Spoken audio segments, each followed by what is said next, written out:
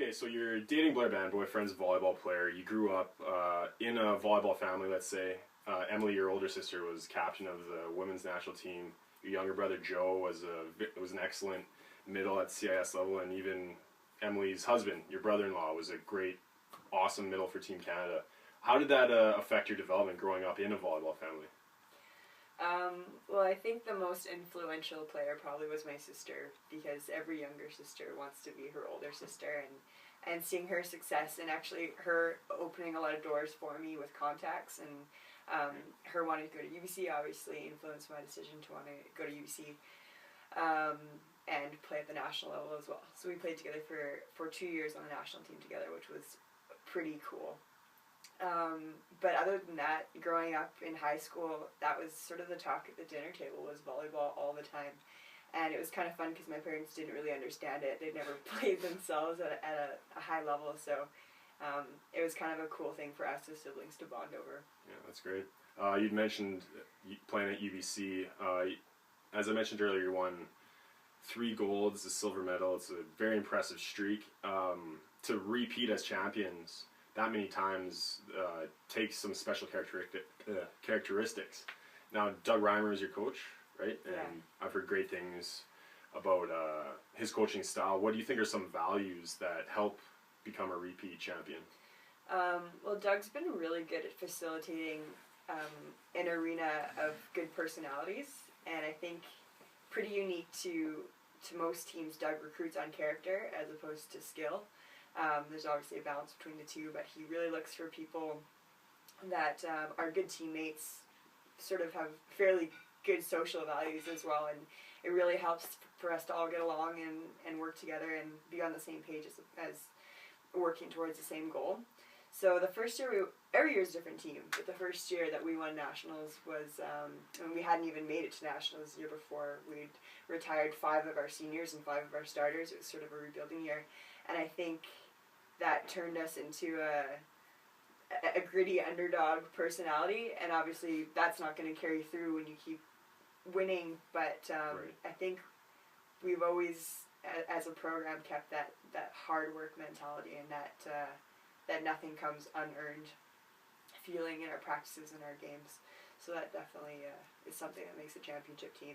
Yeah, I think that's important for, as you said, like first year you're an underdog, and that's a good push to win a championship, but to repeat that, I think that's even more of a challenge, to go out and keep winning as the #1 team at the university level, where sometimes teams can falter and let their performance drop because they're not challenged, but to do it as #1 consistently is a very impressive feat. Yeah. Now, you played on the beach and indoor, and for players that have played beach at a high level and indoor at a high level, there's the technical intricacies of the game can be quite different from their viewpoint. Wonder if you found any of those technical intricacies that are similar playing beach and playing on the indoor. I mean, the basic skills are pretty similar. The only difference on the beach is you need to have all of those skills, as opposed to on the indoor court you can be really good at a couple of them. But there's really no room for holes in your game when it comes to the sand.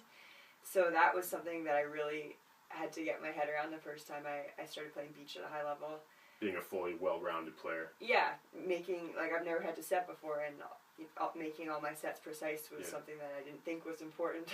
Do you think that's something that indoor players could do better, be like a more well-rounded player in all areas? Yeah, I think it certainly couldn't help. I always remember my university coach having issues with the fact the setting technique is different. It's a deeper set, right, although it's sort of moving closer to the indoor set nowadays.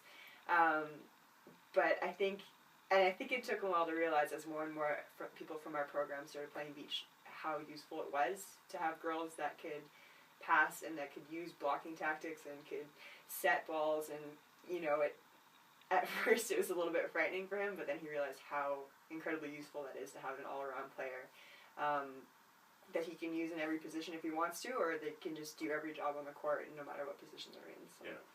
I think at the lower levels now in Canada, there's a push to create more well-rounded players that are able to pass, set, block, attack, because at such a young age, it really is too early to determine what position you'll be playing at an older age. And if you don't have those basic skills, you're losing you could be losing 3 or 4 points a set on stuff that should be completely just standard. Yeah, definitely. In my high school career, because I was tall, I was a middle blocker. Right. And that's where I started. And it wasn't until I stopped growing and everyone else kept growing around grade 11 or 12.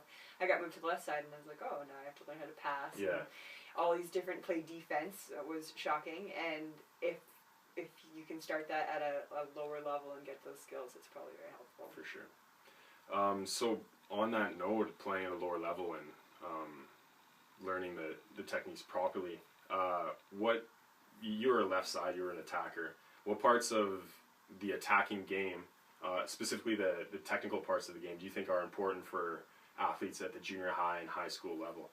I think some of the most technical points I actually didn't pick up until halfway through university, and they could have done so much for me at a younger age. And it's the basic idea of finding the set where it's set, because at that level, it's pretty rare to find a setter who's going to put the ball in the same spot for you every single time. Right. So if you can be one of those players that is aggressive towards the set and basically goes to meet it where they would choose to hit it along the net or at which height they want, it'll give them a huge range of options in the shots that they can make, and surprise a lot of blockers just because it's a faster, more explosive attack. And it sets the stage for having a faster offense overall. Yeah. When we were talking earlier, you were saying a coaching technique that you liked is that when the setter's setting, you're holding on to the attacker's shirt to they have to wait for that set, so it is an explosive action. Do you find that technique, holding someone's shirt so they have to hurry up to get to the ball, helps them become more explosive? Yeah, it was really frustrating for me as a player at first. I just wanted to swat the coach away a little bit. But it really helps develop your first step, which is the most important in your approach, to not wasting any movements. Your first step, because you're short for time now, has to get you to the right spot immediately. Right. Another good way of doing it is just having a setter vary their sets from further along the net to the 1 position to about the 3 position, and not showing that, and then the hitter has to react to either going shallower onto the net or it's taking maybe an adjustment step outside, right, and attacking that ball there. So it's challenging that first step to go in the right direction where it says, there's too many times younger athletes get in the same rhythm of taking that step maybe up the line and the sets inside, like you said, setters at the younger age, even at the higher levels, aren't always putting the ball on the money, but the attackers, what the challenge is for them, like you said, is to get in with that first step. Yeah, and if you're always making your first step the same, even if you are able to connect with the set, your body position isn't necessarily going to be in the optimal spot for you to have all your options, all your shots. Right. So there's a lot to be said for making a good first step in your approach. Yeah, indeed. Well, thanks, Liz. That was great.